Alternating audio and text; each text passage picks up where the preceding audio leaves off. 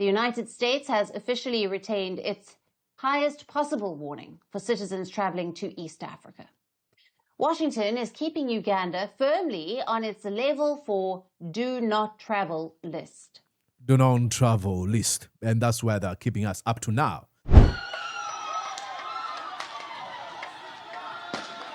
Look at how this man, he's coming and kicking this other guy. Look at that action happening in real time. Watch.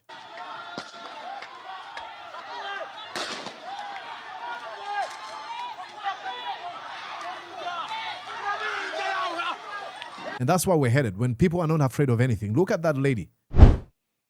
And then that impunity, if it continues to be encouraged by Muhoozi Kainerugaba, it is going to lead more crimes. And the more we have more crimes, the more the reputation of Uganda is going to go into tatters. It is not me, Mordecai Morisa, saying ills about Uganda. It is this impunity that is encouraged by Muhoozi that kills the reputation of Uganda. More than 2 weeks ago, the United States of America placed Uganda under a level 4 do not travel advisory. This happens to be the highest travel warning issued by the U.S. government. It advised the American people not to travel to Uganda because of serious security concerns and U.S.'s government's limited ability to provide assistance. The United States has officially retained its highest possible warning for citizens traveling to East Africa.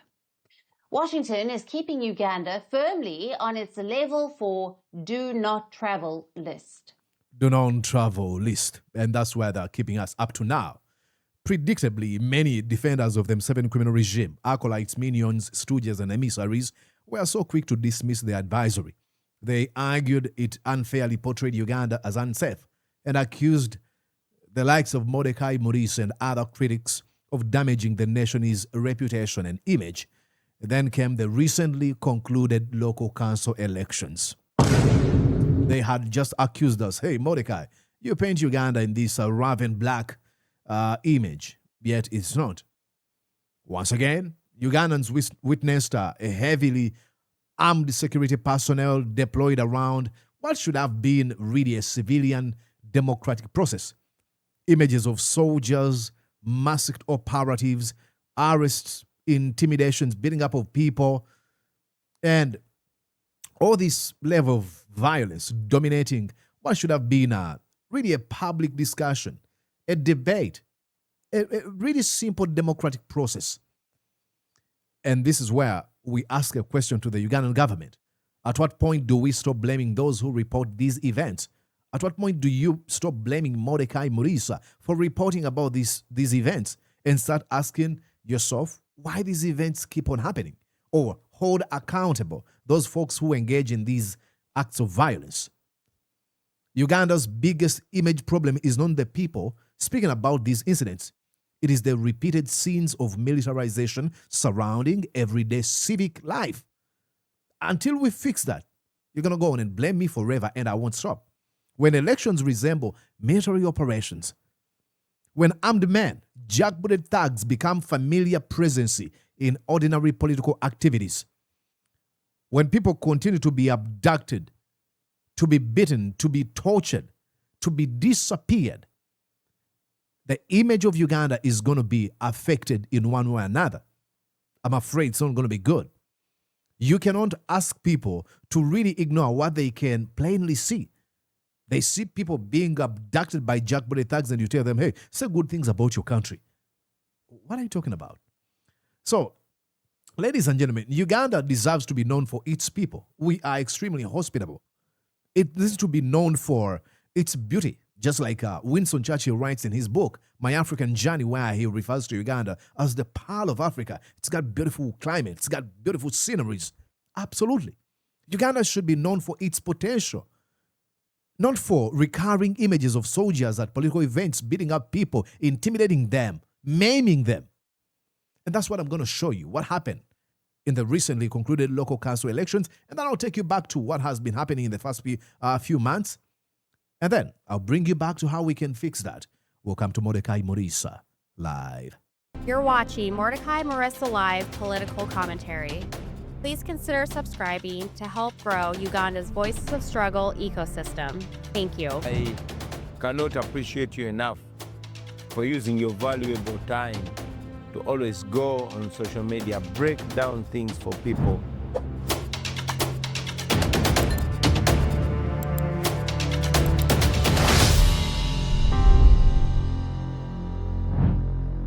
Well, ladies and gentlemen, some of the scenes you're going to be watching here are not scenes that are coming out of Uganda of 1970s or 60s or 50s. Absolutely not. These are scenes are as recent as yesterday, as recent as 2 days ago. If we continue having this kind of a country, there's no way you're going to ask us to sell a good image, a positive image about Uganda. Yet this is what we see every day. Look at how this man, he's coming and kicking this other guy. Look at that action happening in real time. Watch.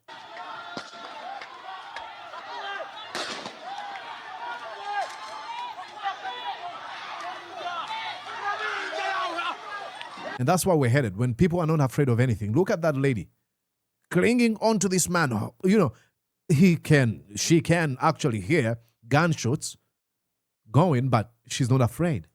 And look at this jackbooted thug just kicking. How are these people, how are they trained? If they cannot subdue a man, one man.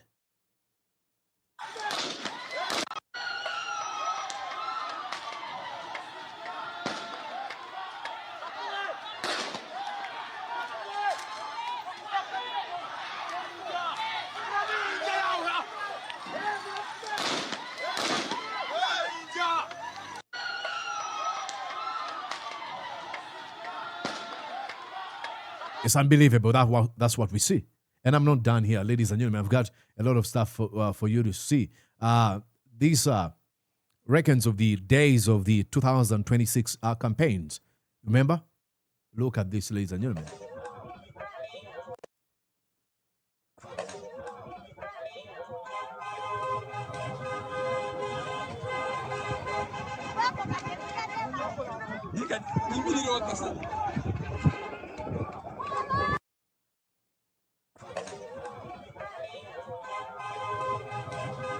What are we doing to our motherland? All these scenes are things people see outside of Uganda. I'm not done here, ladies and gentlemen. I'm going to show you. This just happened a few days ago. This is when they were bringing Muhammad Mwanga Chivumbi, the deputy president of the National Unity Platform, to court. Look at these guys, Jat. These are not supposed to be handling this case, but look at them. See how they're dressed. These are all, weapons used in torture dungeons, like I will show you, Bobby Wine posted.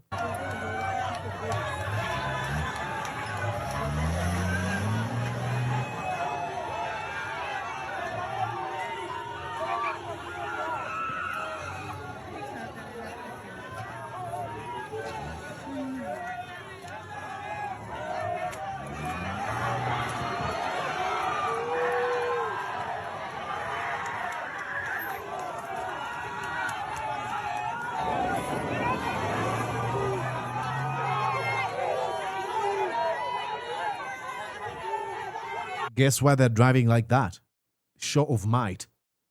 Show of might. Let's show you how tough we are by driving 100 miles an hour just here from point A to B. Let's show you how tough we are. And then when all those things those kind of things happen, you know what's going to happen? People are going to become used to all that kind of nonsense. And this just happened just a few days ago again in Kampala. In Uganda's capital, this happened.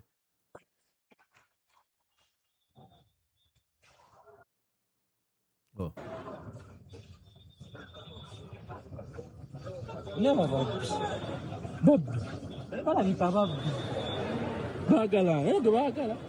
Have these men shooting, have guns.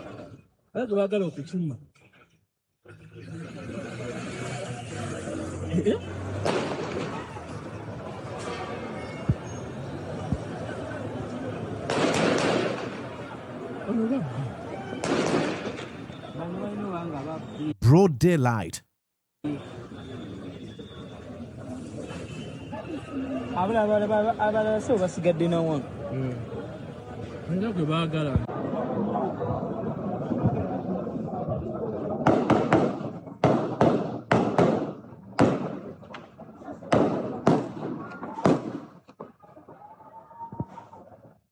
Bali mukuwa masasi bantu.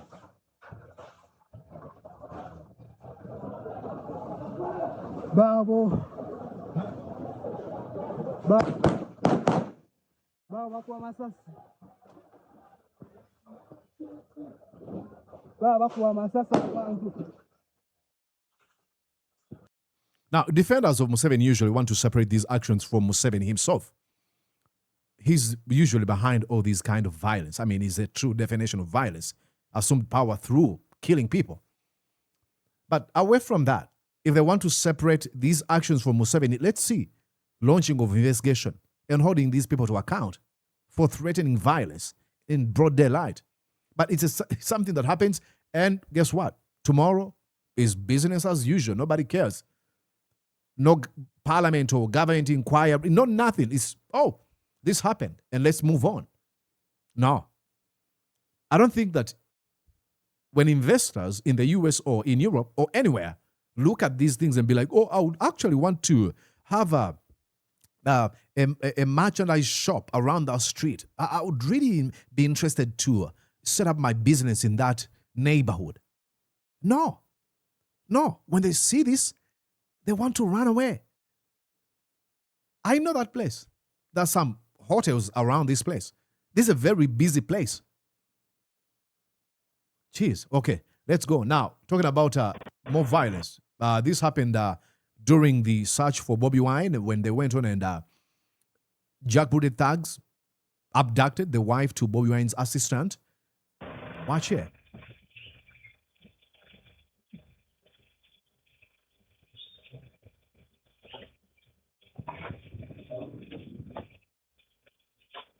An innocent wife who was held incommunicado for days.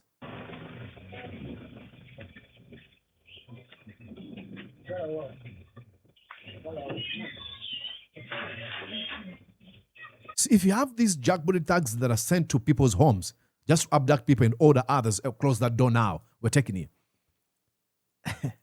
Ladies and gentlemen, that's not going to save or change the image of what Uganda is thought of. If you have a commander of defense forces who twists like this, what does he say right here? If you want to go on and read with me, he says, personally, I am embarrassed by our record. 22 killed in 1 week is too low. I promise to do better. This is the commander of Uganda's defense forces, the son of the president, saying, hey, we've killed only 12 people. We need to kill more people. That's what he says. He says, the first thing I will remove from Bobby are his balls. He's talking about castrating Bobi Wine. Then he says, we will kill on sight all NUP. NUP is an established formal political party, the National Unity Platform, but refers to it as terrorists. He says, we will kill on sight all NUP so-called foot soldiers until Museveni says otherwise. We have killed 22 of NUP terrorists since last week. I'm praying the 23rd is Kabobi, which means is a derogatory term to refer to Bobi Wine. If we still have those images, if Muhoozi Kainerugaba, instead of being advised by his closest friends, instead he praises on him for his violence and lawlessness, the image of Uganda is in complete disarray. If the son of the president continues to post stuff like this, this is when he sent his thugs to put on gunpoint the wife to his father's political opponent. This is Babi Kyagulanyi. Moho says, this is when our soldiers captured and released Kabobi's wife. She was very helpful in finding us, helping us find her husband. Of course, he was lying because guess what? They never found Bobi Wine, but nevertheless, he will tell a lie. But even innocent people are going to be punished because of their association with you. What else did I wanted to show you? Look at this, ladies and gentlemen. This type of violence. This is when they evaded a political party an established political party. I mean, in the USA, a president was forced to resign for his nefarious plans against his opponent, his political party. That's the Democratic Party. I'm referring to Richard Nixon.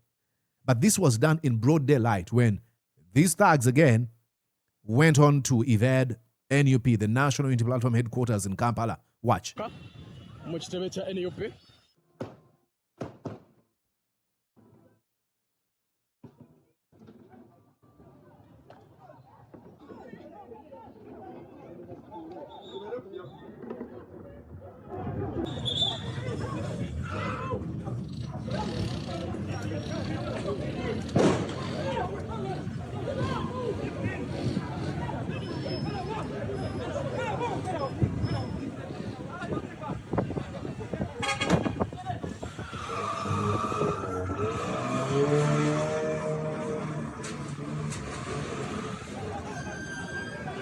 How many people are usually deployed to do these stupid stuff?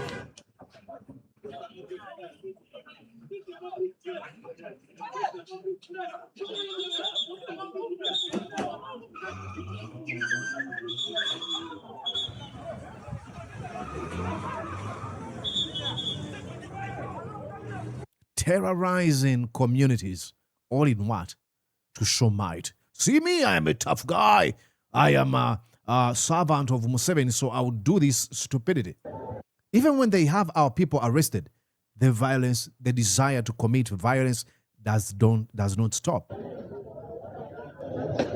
See, you could argue that these two men with weapons of war have already subdued the man.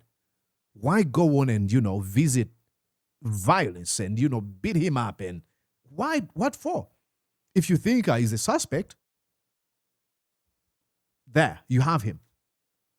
And I'm going to show you here. Even when he put his hands up, no, they don't take that. They don't take waving flag as a thing, even though that's what they're told. I want to believe. I've never served in the military.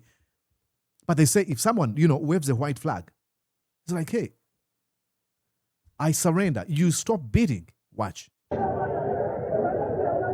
See, that's what he does. And guess how many people are surrounding this man? Let's count. 1, 2, 3, 1, 2, 3, 4, 5, 6, 7. These people are just enough numerically to arrest this man. Are they going to do that? Let's watch. They start beating. If we continue having all these kind of actions, these images coming out of Uganda, forget us to speak on behalf of Uganda and speak beauty, or please, I would like you to visit a utopia called Uganda. I would never say that. Even when people surrender, these people are not professional enough to get them arrested.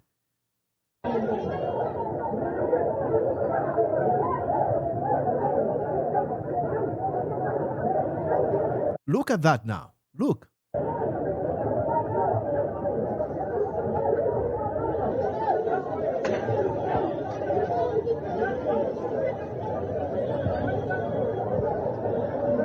That man is still on the ground.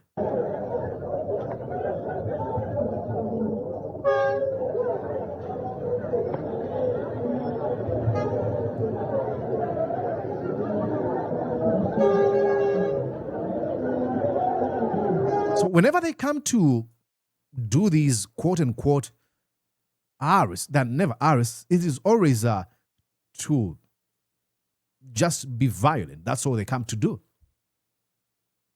If we continue having that, please, the USA, we're going to ask USA, please, more. Level 4. More and more and more. I know opportunists are going to look at us and be like, hey, Monica, you hate Uganda, but you'll never be American. That's what they accuse us. Now, to you, charlatan, to you, an opportunist, let me teach you a lesson. Probably when I showed you that, you are not convinced enough. Let me try another way of teaching you something. Ready?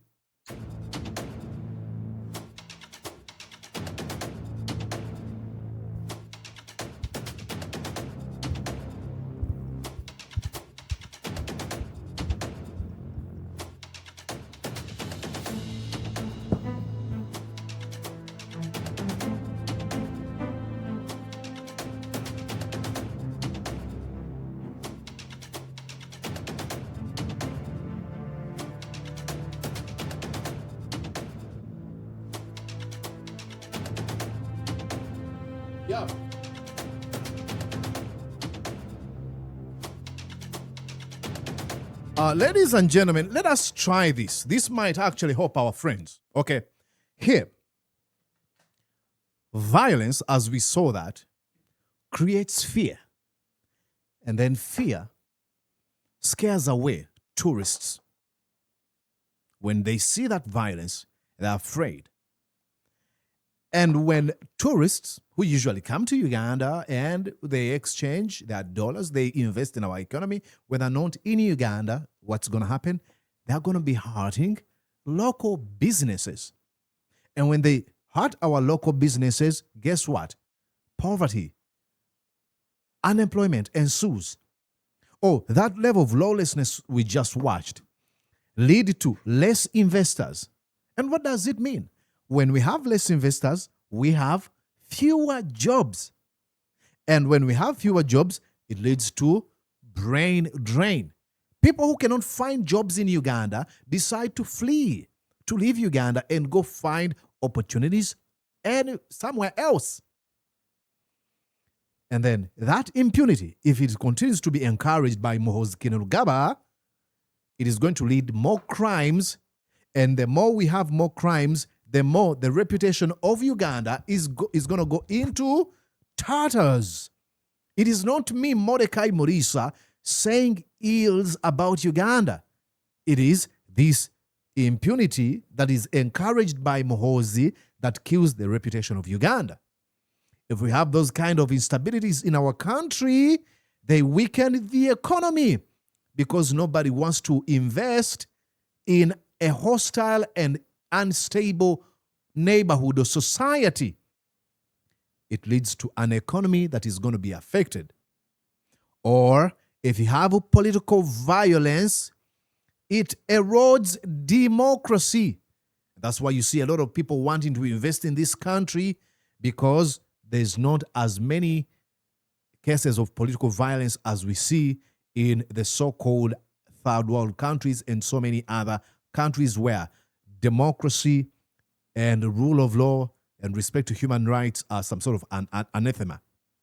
So we have a duty to rebuild, to reshape, to reconstruct, to redefine the image of Uganda. The more we have a commander of our defense forces threatening to kill his father's political opponents, gloating in the abduction of his father's political opponents, continues to spread these things of sectarianism, where he refers to himself as special because he comes through he's a descendant of Jesus and Bachwezi. That's what you end up with. So please, wake up. Wake up. It is not Mordecai Murisa. It is you that is destroying the image of Uganda. I hope I made sense here. Let me know if I did.